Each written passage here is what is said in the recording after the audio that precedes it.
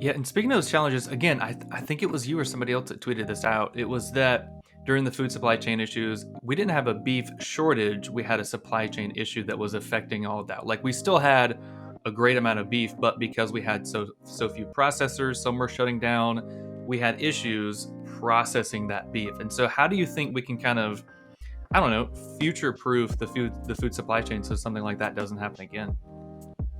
Um, I think we've learned a lot from 2020 Mm, and kind of the supply chain bottlenecks that we have in storage or transportation or packaging of our food products, and being able to avoid some of those disruptions in the future. I know we've learned a lot from some of those different things.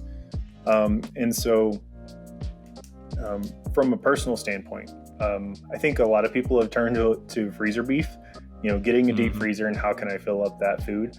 I know our farm's been able to capitalize on being able to do that, selling 15 to 20 head of cattle every year for local beef as freezer beef to local families that want to stock up on that. So I get to talk to a lot of people that want to purchase our beef or interested and ask a lot of questions. And that is one of the concerns. They say, hey, I remember when I went to the grocery store and there wasn't the beef that I was looking for, or I've seen prices going up really high right now. And I recognize that my family of five, we eat a lot of beef. And so I want to make sure that we've got protein in the freezer when that is there. So I think that's a lesson that a lot of people have learned if they have the opportunity with their income to stockpile a little bit in the freezer, that can be a huge asset and opportunity.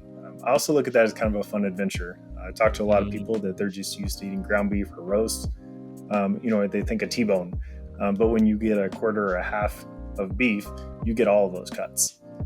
Maybe some steaks or roasts that you weren't used to, and kind of some adventures in grilling and in the kitchen. And that's where I have a lot of fun with conversations with people. They'll come up to the truck when we're selling beef in town, and, off the tailgate, and they'll say, "Well, what are these beef tips? Or should I get beef tips or stew meat, or which roast should I get?" A lot of people don't know the difference between the two, and so that's really cool. I can use my experiences working with a lot of chefs or culinary experts or dietitians in the food world and help them to kind of navigate. Okay, what do you want to cook, and then how can I help you find the right cut to be able to do that? So I think that's kind of fueled the food experience scene Mhm. that we saw pre-pandemic. But a lot of people are kind of looking at, okay, I may not always be able to get that strip steak or that ribeye that I want, but where are some other cuts that I can experience and kind of change up the menu and get those new, flavor and texture experiences at the dinner table. Yeah, it's been kind of crazy. I had him on the show a couple of months ago. There's an old Florida senator named Alan Boyd, and he's got Boyd Farms Fresh. And they're around the Georgia Florida line over kind of near Jacksonville, I think, kind of between Tallahassee and Jacksonville.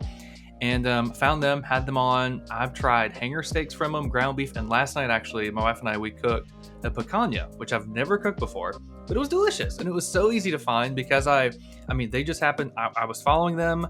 They happened to say, "Hey, it's on sale. Try it out." It's like, you know what? I want to try this out. Never tried it before, and I mean, it's awesome. Kind of like how you're saying, people have gotten more adventurous with food, with cooking, trying new things because of COVID, and because these specialty, smaller scale beef farmers are bringing cuts that you won't find at a grocery store. And it's like, hey, let me try that. I think you're kind of, I don't know, making your food supply chain a lot smaller because the people raising your beef and it's a lot more local to you, which is great.